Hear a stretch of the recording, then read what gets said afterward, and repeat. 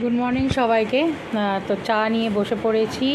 এটা আমার ডগিদের বিস্কুট, আগেও একদিন দেখিয়েছি। এটা আমি খাবো বিস্কুট, আর এই বিস্কুটটা আমার ডগিদেরকে একজন দিয়েছে, তাকে ধন্যবাদ।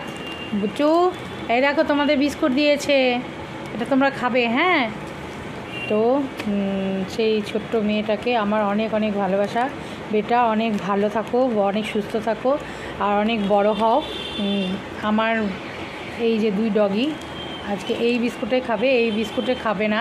তো এই বিস্কুটটা এখন দেবো না ওদেরকে, আর কিছুটা আছে, আর কিছুটা খুলে এখান থেকে ভরে রাখবো। তো এই দুজনকে এই বিস্কুটটা দেবো জন্য অপেক্ষা করে বসে আছে।